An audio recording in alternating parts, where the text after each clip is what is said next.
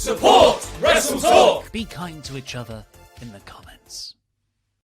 Was that the worst ending to a Monday Night Raw ever? The reason we're saying ending is because I actually thought the show beforehand was pretty good, particularly the Arcade Bros stuff and the Kofi Kingston stuff. We'll get onto that later. I'm not Mr. Davis. I'm Ollie. I'm joined by Lukewarm Luke Owen. Of course, if you haven't already, please give this channel a subscribe. WrestleTalk Podcast. That's where all your long-form WrestleTalk Podcast wrestling discussion happens.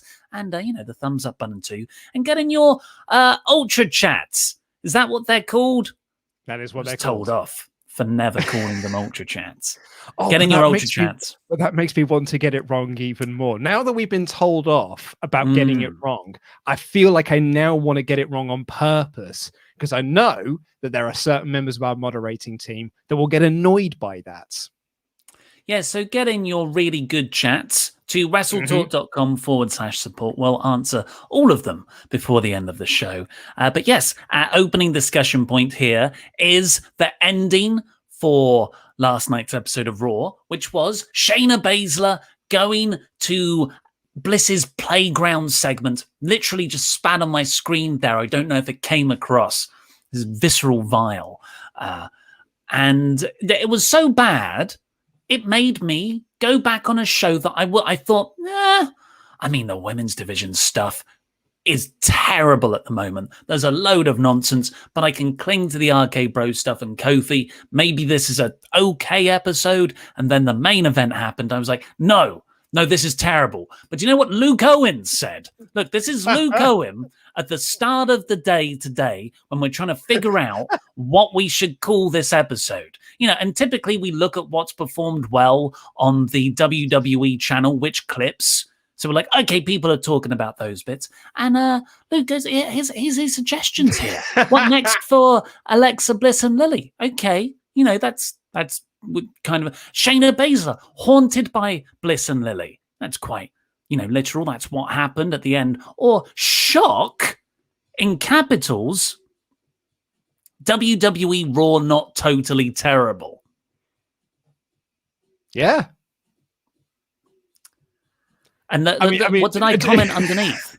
And you replied underneath, are you serious about not totally terrible? Yes. So, was this really that bad? That's Sean, mate. I just put up the right banner. You changed. I don't know if you can hear. Can you hear? I've enabled Alexa playing some electro beat music. Alexa, stop. Look. So defend yourself. Is this really that bad? Like, she's been doing this spooky nonsense since December. Like, is this as bad as Randy Orton coughing up black goo? Is this as bad as Reginald being blinded? Is this as bad as her beating Asuka? Is this as bad as all the crap at WrestleMania? Was this as bad as Crispy Fiend, which actually I didn't really think was that bad? Like, it's just another edition of this is a bit goofy and it's a big cartoon. But like, Raw is a big goofy cartoon show. So like in the grand scheme of things, like, it was just another level. It was just a different shade of bad. So your hot take is that it is definitely bad. You just thought it was nowhere near as bad, or not? Not annoyingly bad compared to other instances. That's exactly it. Yeah, like I didn't end the show being like, "Oh God, my intelligence has been insulted." My standards for the show are so low that it can't insult my intelligence anymore because I go into it not expecting anything. So me going in there and not expecting it to be good. By the end of it, I literally said to my wife when we were getting into bed last night, I don't want to watch this show tomorrow morning. I had a wonderful time last week not watching Raw, and I haven't watched it.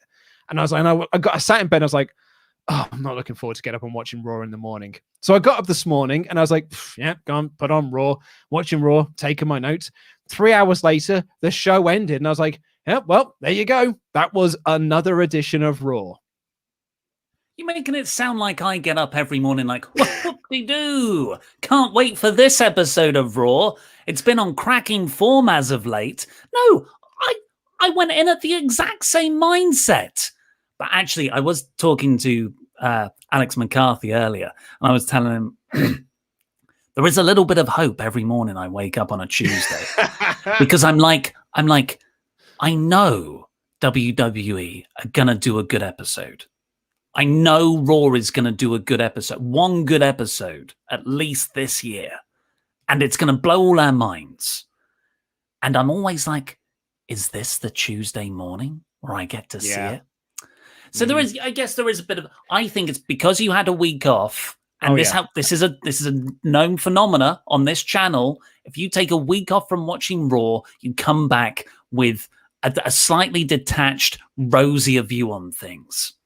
I don't think this is as bad as Brooke and Rose walking out of the tag match on the Raw after Mania. Come on. No, really? It was not that bad because, like, okay, so this, if you haven't seen the episode, what happened was Bliss has her playground and Shayna Baszler goes out there. Shayna Baszler's like, I'm not going to apologize to this puppet because it's just a puppet. And Alexa Bliss is like, ooh, spooky, it's a ba-ba-doo-ba-doo. And then she gets out of the ring and Shayna Baszler stomps on Lily. And then Alexa Bliss goes for the excellent thumbnail image there. Yeah, exactly. So she stamps on Lily. And then Alexa Bliss goes from the, oh, no, do to like, oh, you done it now. You done effed up. And Shayna Baszler's walking to the back being like, I stood on a doll. What of it? And no, she wasn't. She was, it's that she stood on the doll. Hold on. The light started to flicker and she ran away. So she starts to walk away, right? Being like, well, I just stood on a doll. What of it? Away. Then, hold on. Important distinction. Hold on. Then fire starts coming up. Then she runs away. So the fire is actually like, maybe I did F up. And then she's running to the back, telling herself, it's just a doll. It's just a doll. And there's, I think, conservatively 15,000 cameras that have been set up to capture all of this with 30,000 cuts. At least. And she's running through the backstage area. Stuff nearly falls onto her. And then she finally escapes into this locker room that's got an old school like latch on it. And then she puts the latch onto it, and then she turns around and she looks into a mirror and she sees Lily behind her, and then she turns around, but Lily's not there. And then she turns around again and she sees Lily in the mirror rather. So she kicks the mirror and it shatters. And then all of the lights go out. Shayna Baszler screams and the show ends. And at the end of that, I was like, I mean, at least the characters know who they are. Like, Alexa Bliss is so it's a bad movie. I've seen worse movies. I've made worse movies. It was just a bad movie ending to a bad show, and I wouldn't have expected it to be any better than it was. Okay, yeah, right, yes. You are right. It's a very bad movie. I think we're in agreement on that. Yes, I don't know why you're not angry about the bad movie. Because I've been watching this movie since December, and I don't care. I think this is worse. Okay, and I'll tell you why. So first off, this is Shayna Baszler, and I know we knew this was coming. We've been saying Baszler's going to get beaten up by a puppet or wrestle a puppet for about a month now. So that is not surprising, but that still in no way prepares me for it happening. Also, the commentators are saying, watch out, Shayna, because they can see the puppet too. So like, okay, what is like the structure of reality here? What's real? What's supernatural? What's hallucination? There's also two of the worst ever, most mocked WCW angles, the Chucky and Rick Steiner angle and the Ultimate Warrior Hulk Hogan one where Hulk sees Ultimate Warrior in the mirror. I watched that back again today, and it is goddamn hilarious. I laughed my ass off at it. Hulk's acting is fantastic. The commentary team seeing it, and Bischoff saying, like, what's going on here? Ultimate Warrior not sitting there like a reflection. He's sitting there like the fortune teller robot in Tom Hanks's Big. Big, yeah. Perfect. Love all that. but there's a difference. This is week to week, and we're living through it. If we were adults and we watched that in real time that week, terrible. Like, it would have been awful, but now we can see it with a detachment of irony throughout the years. And yes, at the end of the day, it's Shayna frickin' Baszler. Just so terrible production. It's the main event of the show. This is a mid-card angle at best. And we haven't even gotten on. Oh, no, stop it. No. Hold on. There was a contract signing on this show for the WWE Championship. And it was well good. Boring. It was so boring. Boring. At least there's something to say about this. And this has been the main event. Like, this is the main event story of the show. Alexa Bliss has been the main event of the show since she became this character. Multiple shows have ended with her. She is the main event. I feel like all your points are like, yeah, but this is the bad stuff they've been doing for ages. And I'm like, I'm sick and I'm mad and I won't stand for it anymore. I thought, look, how much better would it be if Shayna Baszler was, sucked into the Mirrorverse or whatever happened with her and Lily when it cut to black. And then it just cuts to Corey Graves and Jimmy Smith and Byron Saxton going. So up next, we've got Cedric Alexander versus Jeff Hardy. Been awesome. I am the bigger point is that this really, like, I don't know why it got to me more this week than any other week. Why God damn it does Alexa have this gimmick? Like, what? There was a video promo that played earlier in the night that's like, here is Bliss, here is her and Lily. Not one single shot or mention of the Fiend. And I'm like, this is that's not what the fans want. That's not fair on Bray to completely write him out of the creative process of this. It's just, I hate it. I want the Fiend back. Do you remember when Bryan got massively over with the yes chants? And WWE were like, nah, well, Bryan's not over. The yes chant is over. We could just put the yes chant onto anyone. Like, so they gave it to Big Show for a bit. They gave it to Stephanie McMahon, of all people, being like, yeah, Stephanie can do the yes chant because that's the thing that's over.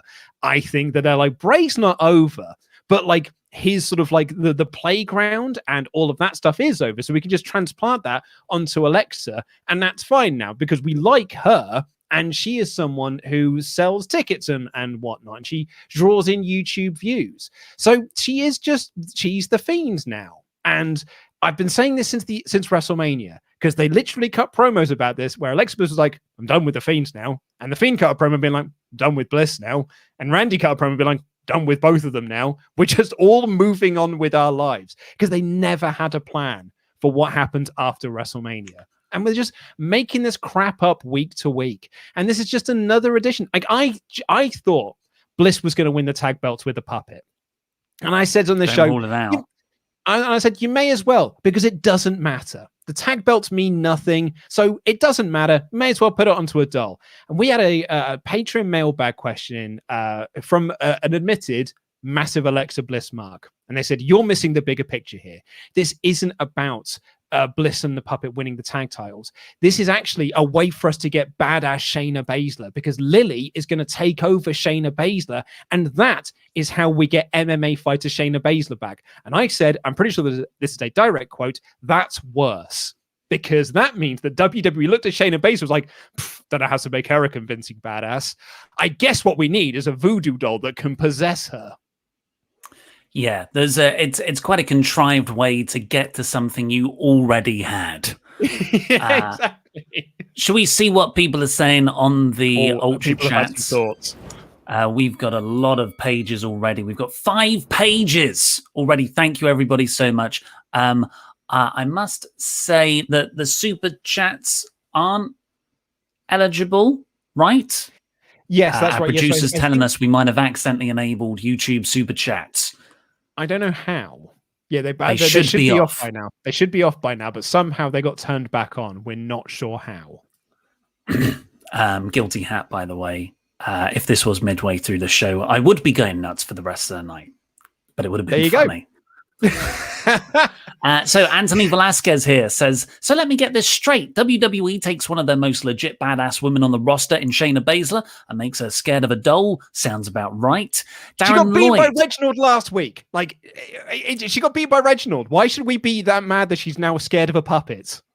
Darren Lloyd, Pete's Lost Intangibles reveal effect was better quality than the flickering lights and Shayna's performance that ended Raw. We haven't spoken about Shayna's performance. I've seen some people. I looked on the YouTube clip because I was interested to see people's reactions, and it's got a baffling amount of thumbs up, and a lot of people. And I don't want to sound too Brexity here with foreign usernames saying like, "This is really good." And the reason I bring that up is because it's junk views. It's not views that really matter in America, which is where the product is meant to connect.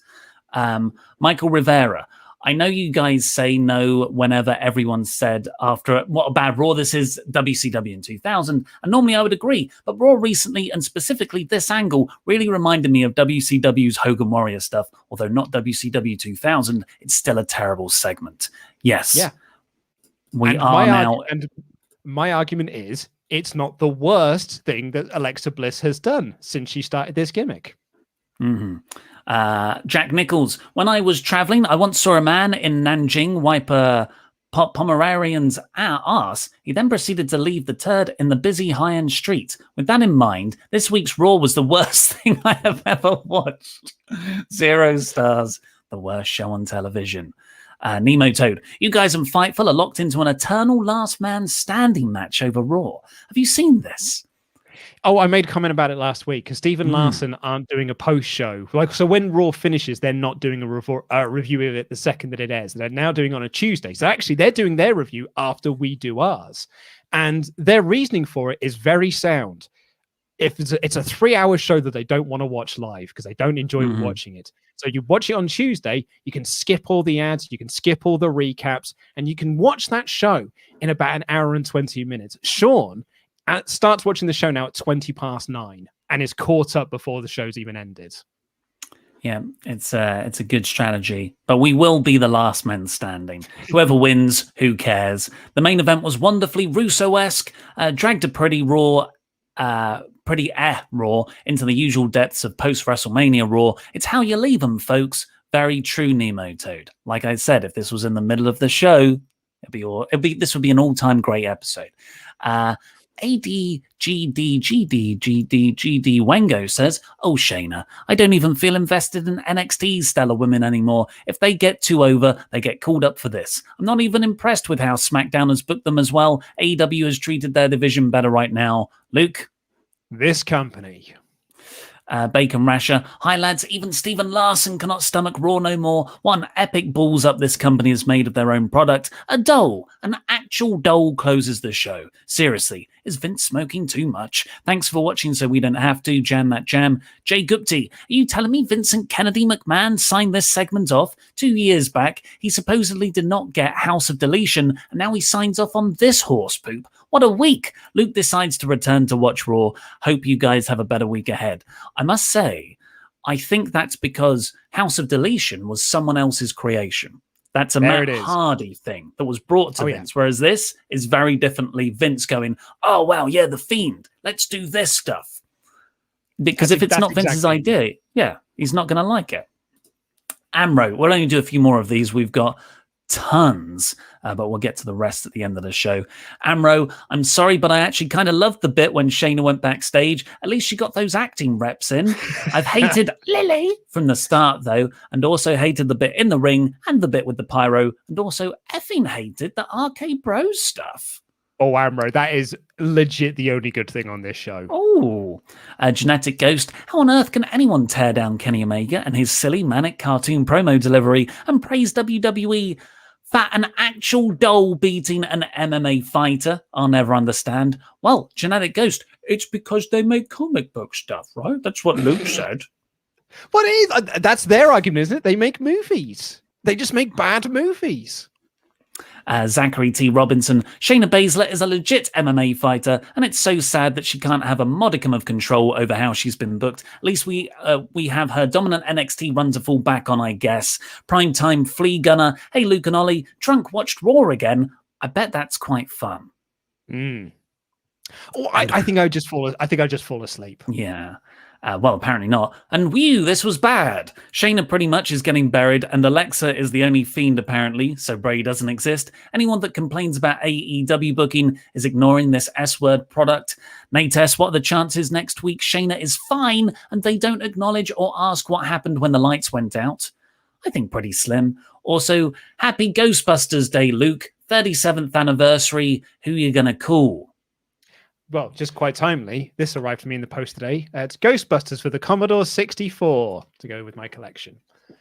Up to date as always. And two more. HCB, remember when Bliss and Baszler were two of the best heel champions in WWE? Only positive is at least Baszler was in the main event.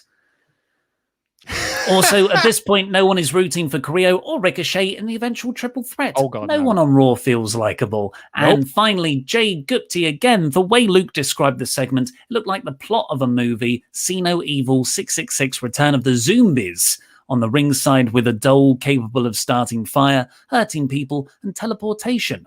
Luke, you said it. It's just a doll in a wrestling show, not a movie. It's like they make movies. They've been saying that for years now. Hey, Ollie, they're going to be the next Marvel. Like, going to be the next Marvel. And with a quality product like this, they are very, very, very much like so close to being Marvel when they were nearly going bankrupt in the late 90s and having to sell off all of their licenses.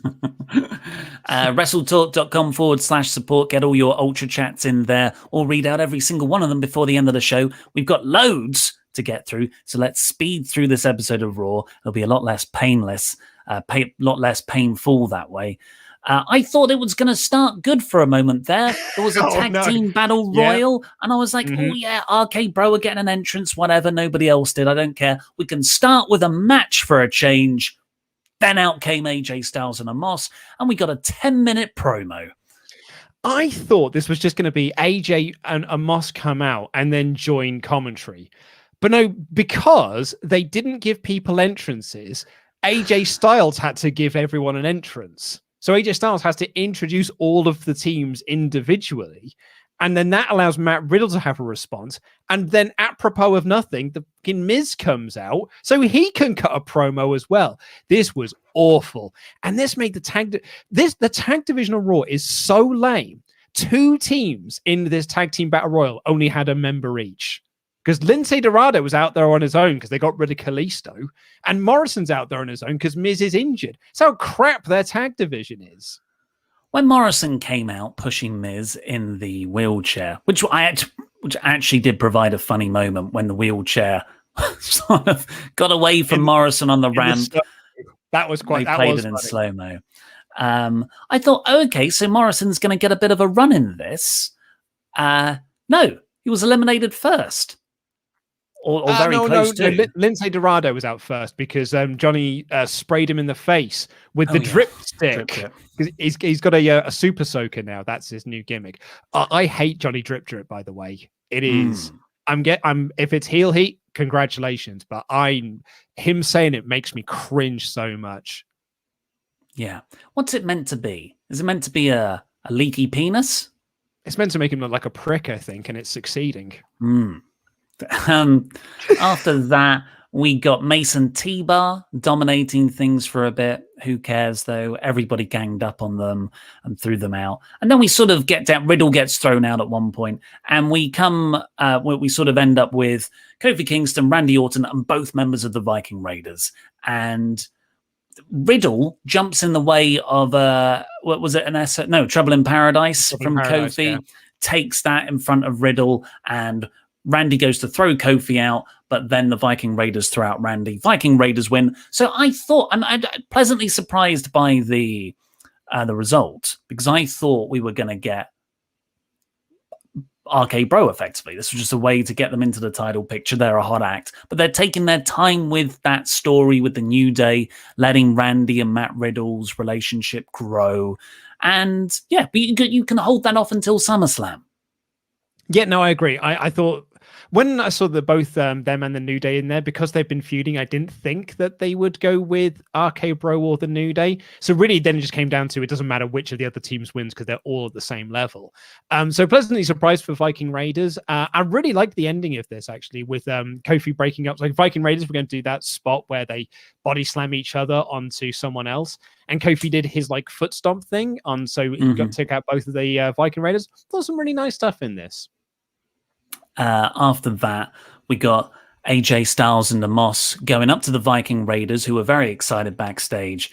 And the Moss was eating a giant, is it a turkey drumstick? Ivar's old gimmick. Yeah. It's going to be a fun feud. It's going to be a fun feud where one of the people in it doesn't wrestle and AJ Styles just gets worked over. Oh yeah, it's the heel act where they build to the hot tag, so that you can get the Omos hot tag in. It's a tall tag. It's not a hot tag. Right. He doesn't move quick enough. In between all of that, we got some backstage segments where Charlotte goes up to Adam Pearce and Sonya Deville and is like, "I want that loss against Nikki Cross, stricken from the record," and Rhea Ripley walks in and they're like, "You've now got to be in a freaking tag match because surely WWE is self-aware of the how all they coexist meme now." Oh, no, I don't think they are. And I'll tell you for why. Did you know WWE have currently got a show at the moment where Road Dogg and someone else watch really bad wrestling clips? Like it's like, God, look how silly wrestling. Are they watching Raw? And they legit watched Chucky on Nitro to be like, look how dumb this is. Look how stupid WCW was as a company. So unaware that that's what they're doing week to week on Raw. But this is a company, though, that did put out that Monday Night War documentary. Like, the reason why WCW failed is because they never built any new stars. And they were just pushing the same stars over and over again, all while they were doing the exact same thing. They're totally unaware of what they're doing. Do you remember when Sonya Deville had a sort of heel relationship thing going on with Charlotte? She brought her back in? Yeah, I figured because I'd missed a week of TV that I had missed a plot point. I'm guessing not. No, okay. No, just dropped. They just dropped it then. Yep. Yeah, cool. They don't respect me as a viewer. Cool. Nikki Cross has to find her own partner for later in the night. I thought it might be Bliss. I thought that might actually be a good way to make this all make sense. It was Asuka. It says a lot about Asuka when I didn't think it would be her at all. And I actually forgot that Asuka was on the show. And so Asuka came and I was like, oh yeah, Asuka. That actually does make a semblance of sense. I loved Nikki's promo, by the way, where she was like, hey, do you know what? I'm not pretty. I'm actually rubbish. I'm pretty crap in the ring, but I give it my all. Do you know what? It's not about the years. It's not about how much experience you have. And I was like, Wikipedia. Oh yeah, Nikki Cross has got way more in-ring experience than both Rhea Ripley and Charlotte Flair. She's not some rookie that has just shown up out of nowhere. She's a former tag team champion, and she's standing there being like, well, I know, but I am a bit crap though, aren't I? And I've only been here for a little bit, and I am crap. But hopefully, if I just try hard enough, I might not be so crap. It's like, you know, when they sort of recast characters in sitcoms, like they recast the Fresh Prince of Bel-Air's mum quite famously, and everyone just proceeds like that's always been the case. And fair play, you know, you've got to work with that. But on Raw, it's like they have the same actors and they just give them completely different characters. And everyone's like, yeah, that's the way it's always been. Yeah, well, so I mean, it's infuriating. Reginald's not a sommelier anymore. He's Cirque du Soleil now. Yeah. After that, we got Elias. He's in the ring. He's got his guitar. He's talking about Jaxson Ryker, how unhinged he is. You know, that character trait he was only given last week. Pretty overt now that they are doing some form of PTSD slant on Ryker's service past, because Elias said he could see the ghost of war in him.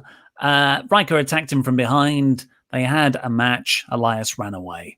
There's going to be at least 4 more matches between them, I reckon. They piped in cheers for Ryker now. And I know you were talking about the PTSD thing, and Sean and Denise were talking about it on their Fightful show last week. You and Sean talked about it on last week's show as well. An excellent show you did with Sean, by the way. I don't know if it's a PTSD thing. I think they're just like, no, he's an army guy, and army guys are baby faces. He's a baby face now because you cannot boo a veteran. So he is. So he's just a baby face now. Oh, and like it is woefully tone deaf of WWE, but like Vince, he loves a veteran, and America loves a veteran, so they can put him out there. He can wear the American flag, he can chant USA, the crowd will chant USA along with him. Whether that works in front of live crowds is a different matter, but I think they are going full steam ahead with Jaxson Ryker is the all-American blue-eyed babyface now. That's definitely not going to work. Did he shave his head? Did he have long hair last week? Yeah, he used to have like quite natty hair, but now he's got a crew cut again because he's a veteran. I thought I should probably see if he did, but then I thought, I don't care. So I didn't. Drew McIntyre came out for a contract signing. Sonya Deville and Adam Pearce were out there for no reason. Bobby didn't come out initially because he's playing up the whole VIP partying with my beautiful sisters. Guy's a family man right there. Oh yeah. He loves his sisters. He loves them a lot. Yeah. And Drew takes this chance to tell us about something the Bruce. But Mel Gibson, the Bruce. Braveheart, whatever, Scottish history, Keats, Burns. And he just, you know what it reminded me of? It was whenever Sheamus would start to just do these completely random stories of his time back in Ireland. And I used to have a cousin called Shaughnessy, and he would do this. It just, I love Drew, and his delivery was great, but I thought the content was very, very contrived. Yeah, this segment was well boring. There's a reason why this was not the main event. This was incredibly dull, and should have been. I love Drew. I really, really love Drew. I think Drew. Sorry, I just hit my microphone there. I think Drew is a wonderful talent and an incredible human being and a lovely, lovely man and such a great babyface. But the fact that he has basically been in the championship, the championship picture for every single pay-per-view since last year's WrestleMania, save for maybe one or two, has completely turned everyone against him. I'm not saying everyone, that's an overstretch, but has turned a lot of people against him. And now I just don't think anyone's invested in Drew going for the title again. And then when Drew's like, I want this to be without any interference, I want this to be inside Hell in a Cell. My first thought was, I already thought it was inside Hell in a Cell because it's at the Hell in a Cell pay-per-view. And then I thought to myself, I was like, yeah, but Drew, MVP didn't interfere in your match at WrestleMania. He just went, hey, yo, Drew. Hey, your mom's going out to squeak. And Drew was like, what? What did you say? And he distracted himself. A Hell in the Cell's not going to stop that. So it doesn't really work there either. And this segment was so boring that Drew was like, I need to do something here. Pass me that sword. I'm going to chop a table in half with a sword, which was such a goofy ending to all of this. Yeah. It's a sad day when a man slices a table in half with a sword. And I'm like, it's a bit boring, wasn't it? On a wrestling show. So yeah, did we mention, God, even recapping it, I'm bored.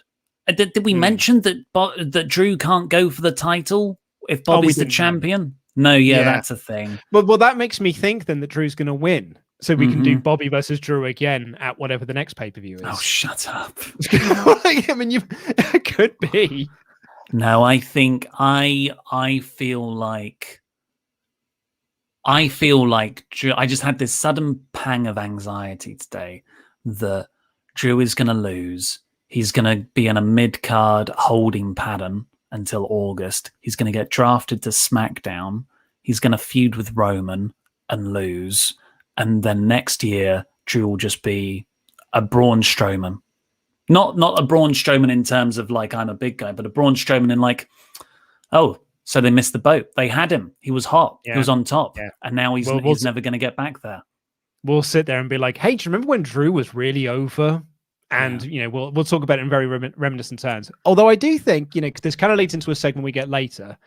Drew could win, and you could do Drew versus Kofi at the next pay-per-view, Money in the Bank, I think. And you can kind of tie that into the MVP thing. Mm-hmm. After that, we got Ricochet versus Carrillo. Sheamus came out with the face mask on because not like a COVID face mask, although maybe. No, it was because he got his nose busted open hard way by a Carrillo forearm last week. I like their matches, but maybe they shouldn't wrestle each other because they keep having big injuries, them two. But Sheamus is out there to watch Ricochet and Carrillo have a, decent fight. They're very athletic guys. But as soon as it started, I was like, I know how this is going to end. Sheamus is going to get involved, cause a double DQ. They'll all have a three-way. But you know what? It was worse. Sheamus didn't even get involved despite being on commentary. Carrillo hit Ricochet with a Spanish fly or maybe vice versa off the apron. They land outside. There's a double count out. Sheamus laughs at them both and walks off. This is a terribly built United States title feud. Sheamus had this line, and I feel like I could say this line because they said it on a PG show. So I could do a direct quote at the start here, where Sheamus said, and I quote, "How did these two gobshites get this match?" And I've written in my notes here, that's a great question. Because you beat both of them several times over, decisively, sometimes not even with your own finish. And the only way they've managed to beat you is with distraction roll-ups. How did they get this match? And then they actually can't beat each other either. So yes, if you're Sheamus, you may as well just laugh and walk away from them both because they are not threats to your title whatsoever. No. Thankfully, after that, we had the glimmer of hope for me. This was the most exciting thing on the whole show for me. Just like last week, Kofi had this excellent promo before his main event with Drew. So MVP goes to speak to Kofi backstage. Kofi's like, I can do this alone, Woods. Woods walks off, and MVP talks him up like, man, I was there. I was rooting for you for Kofi Mania. I cried, all that stuff. But then you just let it peter out. And he sort of blamed Kofi. Like, what were you doing last week, man? You lost to Drew and you shook his hand. Like, it's your fault you're not getting these opportunities. I'm like, man, that's a good point. And then Kofi says, brilliantly passionate promo. Hey, I'm doing this for children around the world. Content-wise, very hokey, generic babyface promo. But man, did I believe it. And I'm like, hey, I'm on Kofi's side now. And Kofi finishes it with like, that's what I do it for. What does Bobby do it for? Money. And then MVP just counters with, no, he does it for the prestige of the championship. I'm like, oh my God, I can see both sides. This is a fantastic promo segment. Yeah. And I know I said earlier you could have like Drew versus Kofi. I'd much rather see Lashley versus Kofi at Money in the Bank. Kofi finally, not finally, but he stands up to MVP and says, no, we're going to do things my way. And we get Kofi going for that title, doing it the right way, maybe. But I know you kind of pitching this idea of Kofi turns heel. I think I like Kofi turning heel because then you get that Kofi Xavier Woods beatdown that I think would be a killer angle to start it off on. But at the same time, I like the idea of Kofi and Woods joining MVP and Bobby Lashley. It's not the Hurt Business we started out with, but put the belts on them too. You've got the Hurt Business version too, the relaunch. I don't think you can turn New Day heel. Don't you? They started off as heels. They've been baby faces forever. They've got nothing left to accomplish as a babyface act. Woods and Kofi together, particularly, like when they went to Raw and Big E went off to do his own thing on SmackDown, I think we all felt the same thing. Oh, it's a step backwards. And that's what's happened. It is a massive step backwards, but I don't think turning them heel is going to be the step forward that they need. If anything, I think it'll be a further step backward. But what about, okay, so you think just Kofi turn heel? No, I wouldn't have either of them turn heel. The whole story here is that Kofi, it's the two ideals of why you're fighting over the championship. So like Bobby's doing it for the prestige, Kofi's doing it for their kids. So now they're going to clash over that title. Kofi, everything that is righteous and a Bobby that does everything that's corporate and evil, and they're going to clash over this title at probably Money in the Bank. Kofi gets corrupted. That's what you want. No. Like my idea. I mean, your idea is very good. I just don't think that's what they're going to do. Evolution is coming next Monday, apparently. Believe it when I see it, but yeah. Yeah. And apparently as well, like she's going to have some muscle. So the first story was she was going to be a manager to someone, and that might still be the case, but she may now be a wrestler, but has some muscle behind her, which could either be, according to reports, Mercedes Martinez or Viper from NXT UK, which would be a real surprise, actually. And I'd love to, Viper getting that shot is a really, really good step up for her. She's got a different name now, hasn't she? She's Piper. Is she? But she was Viper on the Indies. Yeah. Oh, she got a different name in NXT UK? I think so, yeah. Okay. Hold on. I watch it all the time. Yeah, so, and then like it cuts back to Corey Graves and Jimmy Smith, and they're both like having this tantric experience of, oh my God, I can't believe it. She's coming next week. Ali shouts at Mansoor backstage again. Ali looks awesome in his suit. We get Jeff Hardy taking on Cedric Alexander. They both got inset promos. Jeff Hardy said how this guy's disrespecting the veterans. Again, like what you said with Nikki Cross, Luke. Cedric's been on Raw for 5 years. Yeah. He's tag team with actually, and I would argue that he's been involved in the worst ending to Raw in recent memory with the whole Gary Garber thing. I think that was way worse than what we got here, because at least, people didn't act like they won when they lost. I hated this. Hate this so much. Like, Jeff won. Jeff just won. Like, Cedric, acted like a goofball and was trying to mock Hardy, and then he lost. What is Cedric's character? I mock legends and then get beaten by them? Is that the character here? Where do you go with that? I think that probably is the character. I think where you go, and this is WWE's mindset, is next week they have a rematch and Cedric wins by cheating. He thumbs him in the eye, which is what he did to what he did to Sheldon. Yeah, I guess. Not good. Yeah.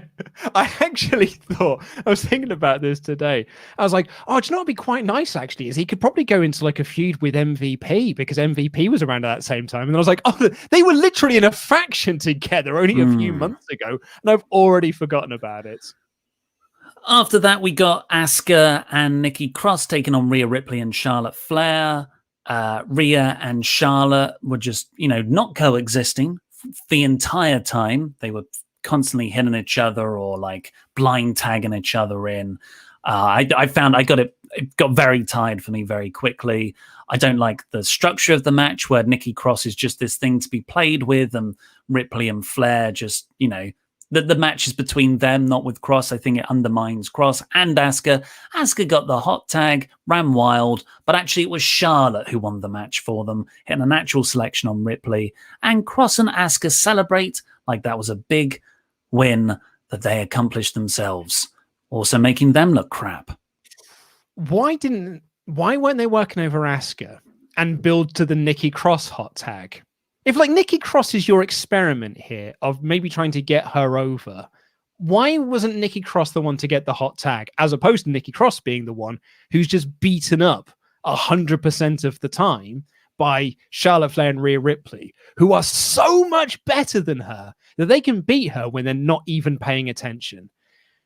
And that it made Nikki Cross look rubbish, so rubbish. And then, as you say, and then Charlotte essentially has to win the match for Asuka because she wouldn't have been able to win it any other way. I'm not even sure if she was the one that got the pin. Did Nikki get the pin? I honestly don't care, actually. Nikki got the pin. Yeah. Okay, cool. And I was like, awesome as well. Pinning your champion before she has a championship match against Charlotte Flair. That'll get me excited for the pay-per-view. Idiots, this company. Mansoor had that match against Drew Gulak. Was over in a couple of minutes, but Mansoor won, which was good, I guess, but I don't really care about the storyline. Poor Drew Gulak is just used for someone else's story, even if his character doesn't fit it. I've got one more. I'll do you one better. He is the facilitator of everyone's 3-week push. Remember Angel Garza? Yeah. I mean, Angel Garza was on TV for a couple of weeks with a new gimmick. Where's he been? Mm-hmm. But then we got something that was very good. It was Riddle versus Kofi. This was set up after the angle in the Battle Royal. Orton didn't come out with Riddle at the start, but he did come out eventually to chase off Woods, beat Woods up, the sort of the backdrop onto the announcer's desk. And out of a homage, Riddle went to do the draping DDT on Kofi, hit it, but then got cocky. He wanted to do the RKO as well, but Kofi went for him after that, and blah, blah, blah. Kofi ended up winning. There was, and Orton sort of walked off in disgust. What I didn't, something felt off about the finish. Like, I know what they were going for, but I was like, oh, okay, yeah, this wasn't as good as I thought it should be. And Brian Alvarez put it perfectly, I thought. He was like, the finish should have been Riddle goes for the RKO, but gets hit by the Trouble in Paradise. When what actually happened was Riddle goes for the RKO, they do 2 minutes more of spots, and then Riddle loses. So the impact of Riddle not like Riddle's own attempt to do the RKO wasn't effectively placed. I would disagree with that, because the story here is like that. So Riddle does the draping DDT, and Randy says, "Awesome, that was so good. Now finish him off." But Riddle's like, "No, bro, I'm going to do your thing. I'm going to do the whole like twisting round and the battering of the thing." And then he goes for the RKO, which Kofi blocks. So then Riddle's like, "Uh-oh, I now need to do my own move." So he goes to do the Bro Derek, and Kofi escapes that as well, then hits the Trouble in Paradise for the win. So it was Matt. I think Matt getting into his own head of like, I mean, yeah, like Brian's argument sort of works, but I actually think that Matt then trying to do his own move as well only adds even more layers to this, because that's literally what Randy told him to do. So I really, really liked the ending of this match. My big takeaway from this, though, is how the hell is this brand so short on wrestlers that they are getting people to pull double duty? You have got the biggest roster on the planet. How are you struggling to fill 3 hours? Yeah, but like, let's just do this match next week. Oh. Was that you or me? Okay, is it me? I think Luke froze. Yeah, but you weren't gone that long. It was just yeah. Why do that match this week when that's the perfect kind of match you can set up in the Battle Royal? We'll pay it off next week. Hey, we've advertised something in advance. Yeah, I completely agree. And then we got the Baszler Bliss finale, which was what it was. Overall, I gave this 1 out of 5. It could have been a 2, almost a 3 out of 5 going by recent standards, but that main event I thought was so terrible, I went down to 1. It was fine. As you know, maybe like, dude, it could very well just be because I took a week off, and like, man, it's good for the soul. Like, just taking a week off from watching this show. I watched you and Sean review it, and like, and that was lovely. But I did not watch the show. I didn't even read a recap of it.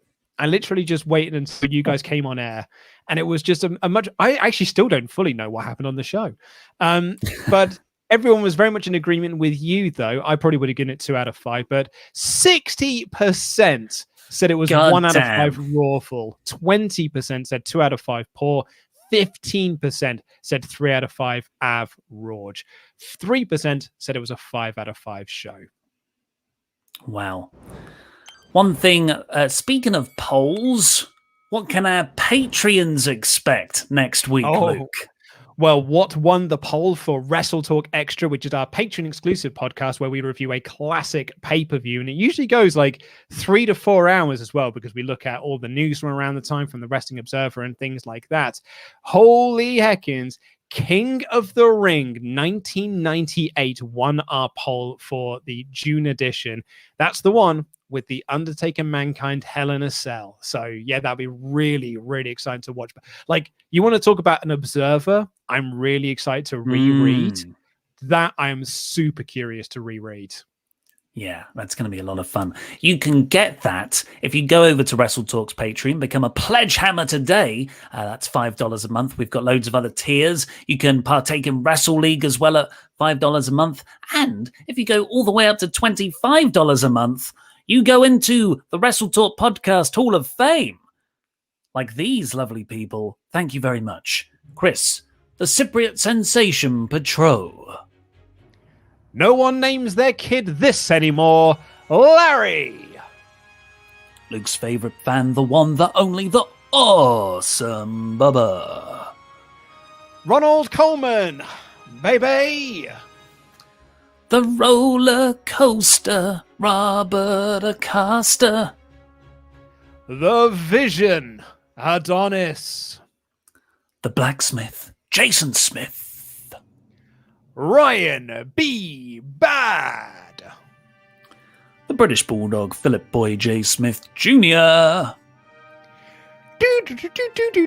The Rocket, Dan Van Sky. He's no jackass, Dano. He's a sexy man. Sexy man. Not an Andrew Gross man. Thank you, all of our wonderful pledge hammers there. Please do go over and check out our Patreon page. We've got loads of fun exclusive content. If you're still listening 50 minutes into this Raw podcast, it's your kind of thing. There's a reason we don't put this at the front of the show. This is the filtering mechanism to see who the real masochists are for long audio content. Speaking of, we have an enormous Ultrachats doc here. So we will be as quick as possible with them. Remember, you can still get yours into WrestleTalk.com/support. Thank you hugely to everyone who's got them in so far. Charles Berg, my God, even I need to address the absolute joke of a TV show Raw is. The writing sucks, the characters suck, the matches suck. It's all one big suck. Also, don't worry, I sent a poor review. Also, Ollie, I own 3 cats. If Raw's ever good, I'll do a claw review. So Ollie does love a cat. Ollie loves a kitty cat. Should we have a look at this? Should we have a look at the dog? The poor review will be coming later on. Okay. The Portuguese Mr. Davis. Hey boys, another terrible Raw. I only like the RK Bro story. The only good thing about this crap show. Feel like Ripley being pinned looks like the Asuka treatment. Just a title holder. It's not even a 1 out of 5. It's a 0.5 out of 5. And the final message, love you boys. Love you too, Portuguese Mr. Davis. Honestly, if I was in WWE, I'd never want to win a championship because the second you do is the second you start losing a whole heck of a bunch. Luke must have the Black Adam. Sorry, Luke must have Stockholm syndrome or something. There's no way he shouldn't be as upset as Ollie. This was bad. And my favorite movie is The Goddamn Happening. Wow. Well, now we can't take anything you say seriously, Black Adam. There is a boom. There is a clear boom in that film for like 30 seconds. Rangers Mayhem. Which is worse, Lillian Baszler or Chucky and Steiner? Side note, even Amazon is looking for a better period of WWE. I was watching Fightful's Raw review and my Echo Dot randomly started playing Limp Bizkit when they were talking about the main event. Chucky and Steiner was so much better because it was just there to promote a movie. At least it had a purpose. Misha Sumra, what do people always say? It's how you leave them. Whatever the merits of the rest of the show, if people are going to dunk the whole of AEW Revolution because of one pyro botch, which admittedly ruined the main event, the same applies here. Nate S. Shayna gets sucked into the Mirrorverse only to be rescued by returning Mojo Rawley, who can finally do the mirror gimmick. Excellent callback. Oh yeah, remember Taserface? Hector Rodriguez. Did he get released? No, I think he got released, but not in a recent one. Don't worry, we see the chat 20 seconds behind everybody. It's going to tell you very, very quickly, Luke, and it's just going to go. Yeah, departure. Like when you asked for Viper's name. It was just Piper Niven. Hector Rodriguez. I jumped for joy when Shayna killed Lily because I hate that accursed doll because it gives me Annabelle vibes. Zachary T. Robinson, the whole we make movies argument is such BS. If Vince is no longer committed to making a good, entertaining wrestling product, he needs to take a W out of the brand name. So just be wrestling. World Entertainment. Oh, right. Yes, you're right. Friendly reminder, AEW's on Friday. Go watch that instead. That is an important reminder because no one's watching it, it seems. Benny Boy 004, not watched WWE in over a week because of work. And wow, I've not missed it after last night's show. Also, why does it still say Mr. Davis on the name bit? Oh, that's awkward. We haven't updated that yet. I'll put this Tyler Woodward. Even that says Mr. Davis. Why would he? Why is that better? That's significantly more wrong. Tyler Woodward. I watched the Raw highlights on YouTube. Holy S-word, this was effing bad, even in the highlights. WTF have they done to Rhea, Drew, and Shayna? Shayna is a legit badass in the ring. Send her, Naomi, RK Bro, and Morrison to SmackDown ASAP. Luke, say it with feeling. This company. Also, I don't think them going to SmackDown is going to help. Xeno Games. Most like me, only now until the crowd returns. Watch the videos. Oh, most like me, only now until the crowd returns. Watch the videos that WWE upload to the YouTube channel to keep up with what Raw, NXT, and SmackDown are doing. I was quite shocked to find out the puppet segment was that ending to Raw, not going to bring me back. Some stupid punk. What do you guys think of the inevitable revelation that Lily has now possessed Shayna, which will then lead to their tag team victory? And then Nia and Reginald have to be the ones to beat them because they have no other tag teams. Shayna and Bliss winning the tag belts is probably better than Bliss winning it Actually, no, I think Bliss winning it with a puppet is way better than her winning it with a possessed Shayna Baszler. Mm-hmm. Yeah, I think so. Zachary T. Robinson, as a way to help you maybe spice up this podcast going forward, how about whenever you give Raw a 1 out of 5 rating, you have a staring contest and the winner goes into the next Quizzlemania with an extra point at the start. Your first contest, Luke. Oh, no, you actually want to do this?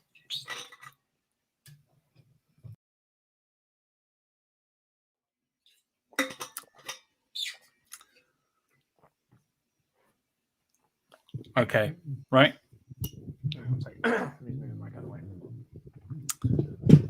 I learnt last time that having my eyes shut for a long time dried them out weirdly, so I think a lot of little blinks. Look how beautiful my eyelashes are. You ever noticed that?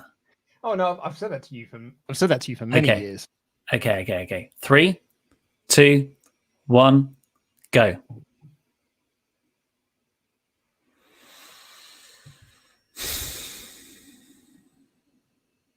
You blinked. Oh no. Oh, I did. Oh my god, it was so instant. Oh, it's tough though, isn't it? It is hard. I was staying right into the green bit of the webcam. Ugh. Like the little light tells you you're alive. That was your first mistake. Ugh. You can take over the chats. I will do. Darren Lloyd. So Rhea, the Raw Women's Champion and #1 contender Charlotte are feuding over Nikki Cross. Matt Shaw said, do you ever think that Alexa and Lily are on TV over The Fiend for the same reason that Eva effing Marie is returning, i.e. their eye candy? Feels like we're moving swiftly away from the women's revolution. Yeah, I think Vince and Kevin Dunn have always been that way inclined. Gav CW, I only watch... Oh, don't say that, because when Dave Meltzer ever says that, he gets shouted at by Twitter. Gav CW, I only watch Raw because I enjoy yours and What Culture's review so much. I say watch. I skip through a lot of it and get it watched in an hour. Will live fans actively reject this being the only thing that can bring change? Fans will cheer a lot. WWE will put on a different show. They'll get crap a week after, but it would all have... No, I don't see that happening, unfortunately.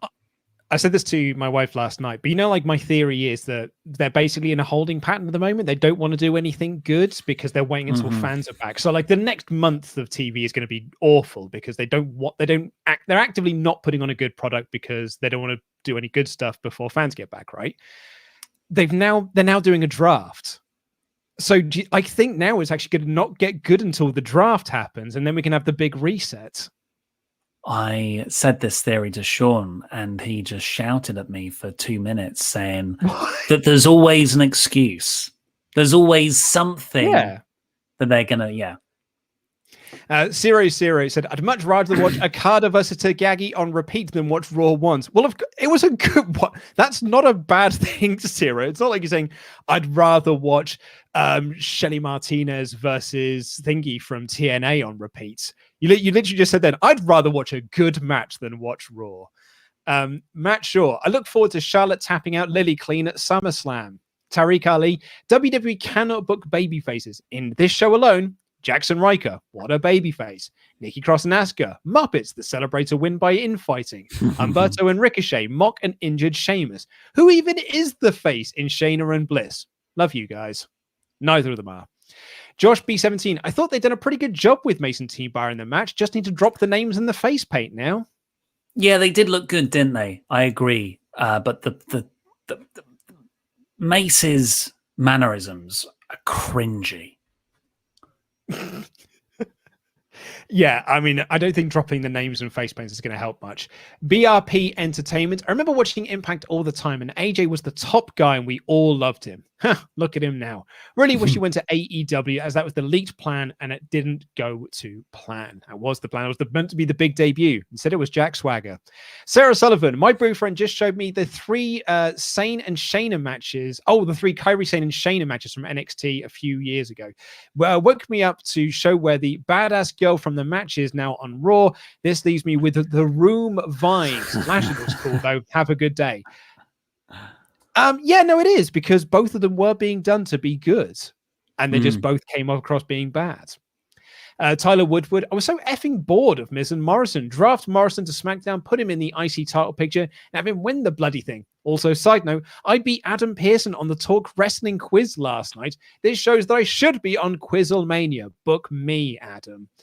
LJ Mickey, since Raw is terrible, I thought I should watch some old black and white classic Hollywood movies. Thinking about Rear Window, not a black and white movie. Any other suggestions? Thanks for the content. Jam that jam. Great. What's a very good black and white Hollywood movie? Generically, Citizen Kane. Some Like It Hot. Great comedy film. Casablanca is excellent. God, I've only got basic choices.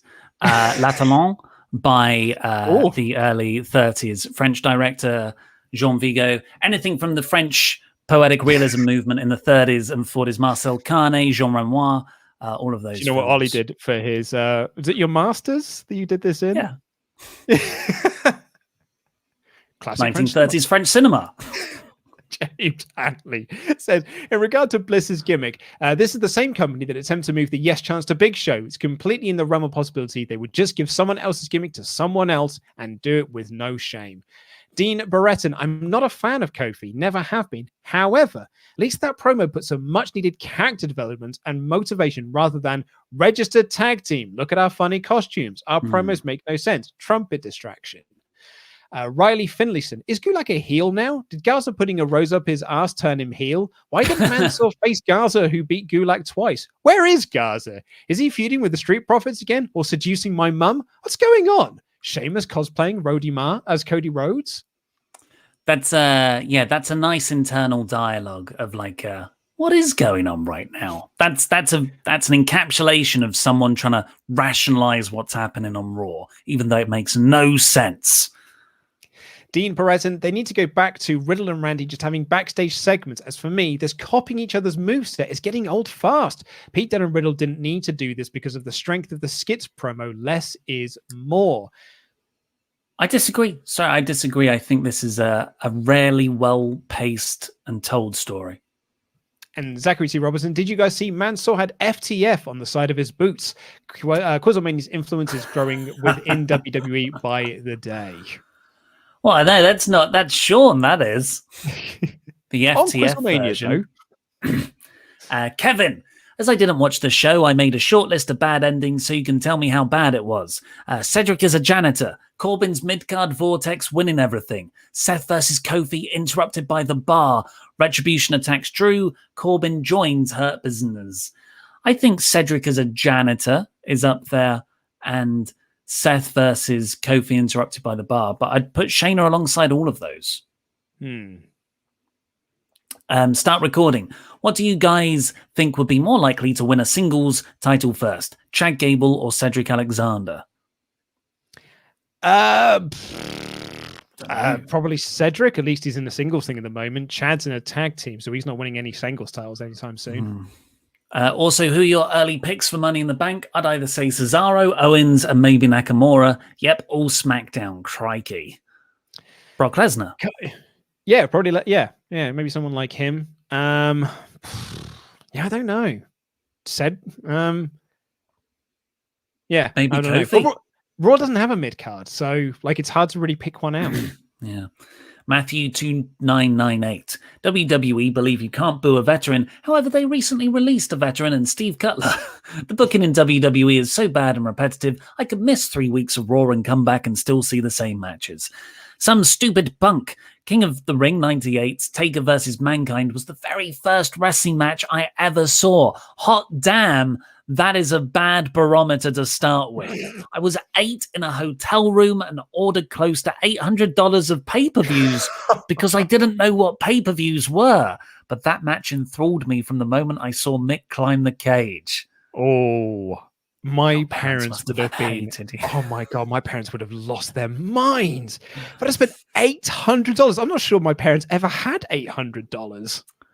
CJ Lilly 56. Hi guys, I think the way to explain why Alexa has Bray's powers and he's not to be seen is Alexa was his apprentice and she took all his power at WrestleMania, so it makes sense in story. She learned all of his tricks and destroyed him. Remember I said earlier that we had that Patreon mailbag from the Alexa Bliss fan? That's CJ Lilly right there. Nice one. Well, I'm glad you can rationalize it. I guess that does make sense. It's no good to me though. It sort of doesn't, though, because The Fiend was still in the ring at the end of WrestleMania, and Bray also cut a promo on the Raw after WrestleMania. Do you want to do the poor review now? I've got the Charles poor review Berg, up. It said, poor review is, so if you're new to this show, Charles decided not to talk about Raw and is sending pictures of dogs and reviews them instead. It's called a poor review, P-A-W. Benna is an excellent red-nosed pit bull that has the biggest sweetheart ever. She's nice to cats, birds, squirrels, and... Oh, okay. Sorry, you want the picture up now. I want to see the dog. Is an excellent red-nosed pit bull that is the biggest sweetheart ever. She's nice to cats, birds, squirrels, and any other critter. She also allows puppies to jump all over her. 11 out of 10. Nicknames: Banana, Beans, Boopaloop. Take care. Is take care? Boopaloop. Why is... Can we have Benna back up, please? 1 second. There. It looks like Benna is sitting like a human, weirdly. You know the way Benna's legs are at the back there? I see. It's just a bit odd. Well, yeah, good dog. Good dog. Start recording said, a dream before where Aleister Black had multiple personality gimmick where a certain color represented his mood. He's Aleister Yellow if he's happy, Aleister Red if he wants to fight, and Aleister Orange if he's doing comedy. That's great. It's like it could be his own spin-off children's books. I love that, yeah. And Start Recording also adds, my last Ultra Chat, how would you guys feel about an AEW version of the Hall of Pain gimmick for Mark Henry? I'd love that to be his last run. Not really. It's going back to something that will never be as good. Also, I doubt he can go to the extent to make that work. Joshua Chetty, hey guys, I'm only ever watching WWE, but Raw's consistently terrible show has forced me towards AEW. Double or Nothing was my first time watching. I've fallen in love. Would you recommend watching Dynamite from the beginning? Also, how relevant is Dark Elevation? Going by Dynamite, not at all. I think you could watch Dynamite, not from the beginning. It's weirdly quite patchy for those first few months. Start watching it from, if you really want to go back, from the 2020 cruise ships episode, and you can follow Omega Page all the way through that. Yeah, that's a really good place to start. Brett J. Rasmussen, I know this is a Raw podcast, but I've got to ask what you thought about last week's AEW Dynamite, especially what you thought about Andrade's debut. Also, who'd win in a staring contest, Ollie or Luke? We now know that. That would be a far more fun show than Raw. Yeah, I think people's reaction that it's the worst debut ever is quite an overstretch. Wasn't optimum though, I thought. No, it wasn't great, but It's not the worst. People were acting like it was the worst thing that's ever happened in debut history, and I'm like, they just came out and said hello. It's not Christian. It's not that bad. Bacon Rasher says, on another great elevation, Paige Cage spotted this week we had Paige on comms, Cage in a tag match, no Cage, Paige in a singles match, no Cage, no other Cage or Paige, no Cage match. Can't wait for Quizlemania with Colt. Have a nice day. Jam that jam. Jay Gupta, chatting with you guys allowed me to take out my frustrations with this segment, so thank you. I do recommend 2 matches for you on Dark Elevation this week. Shida versus Diamante and Ethan Page versus Matt Sydal. Amazing in-ring work in both.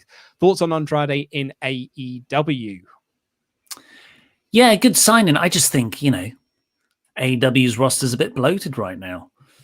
Yeah, that's what we were saying. It's funny enough, me and Denise literally were talking about that on the Friday podcast, and then he debuts on that episode. Yeah. Dartrain24, the best bosses I've ever had are the types who won't ask you to do something they wouldn't do. Ollie being the head of WrestleTalk and him still watching Raw makes him the best boss ever. I'd work for you. Thank you very much. Aren't I, Luke? You are a great boss, actually. Bishop Badass. The best boss ever. Actually, going by the previous bosses I've had, yeah, you are the best boss I've ever had. Oh, cheers for the qualifications. I've actually had some pretty good bosses in the past as well, but you are the best boss I've ever had. Okay. Bishop's Badass, want to give you guys some good news. I've battled depression and struggled for a long time finding my way in life. I found WrestleTalk right before Luke joined and it changed my life. I've just had a son on Saturday and I named him Oliver Lucas after you two. Love you. What? That is oh my God. That's so lovely. That's such a heartwarming thing to read. Thank you so much. Thank you. Thank you, Bishop. Congratulations. Congratulations to you as well. Who's Lucas? Say named after me. Yeah, well, I think what Bishop Badass has done there is a very good move because Luke does not work as a middle name. It doesn't work as a middle name. Why not? I don't know. I think it's middle name Jean-Luc. Yeah, but that's Luc. Phonetically. Phonetically.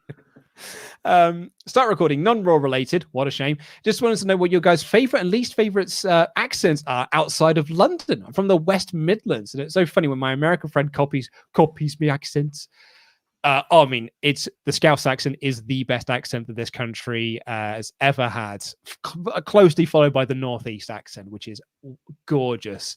But yes, Scouse all the way. The Northwest is the best place in the United Kingdom. I think the worst accent is your hometown here, wherever you're from. Best accent? I like a Scandinavian accent for audiobooks. I suppose it was outside of London. So yeah, so you could have a Scandinavian one. There wasn't there wasn't qualified to just be within the UK. Good answer. Jonathan Hedman, good appropriate time of the day, my friend. Just finished with my rehab therapy. Now to watch the rest of this and get back to work while dogs and cats living together. Mass hysteria. Tyler Woodward, sorry, I want to give you a cheap plug to my YouTube channel, Last Fan Standing. We ranked all the NXT champions a few weeks ago. Decided the Finn Balor is the best of all time. What's yours and why? Jam that jam. Thanks for watching Raw. Love you guys. Bo Dallas. Big E Langston. And Dean Barretton, good black and white film. Yojimbo, Akira Kurosawa's masterpiece. Kurosawa has a lot. The Yojimbo's great. There's plenty others. Obviously, Seven Samurai, Rashomon. You could just go into that man's back catalogue and watch all of them. Also, my Rashomon is the sort of catalyst, one of my favorite Simpsons jokes of all time, which is when they're going over to Japan and Homer says, I don't want to go to Japan. I don't like it. And Marge says to him, but you really liked Rashomon. And he says, that's not how I remember it. Yes. Excellent. Well, thank you very much for joining us for this extra bumper crap edition of the Raw Review podcast.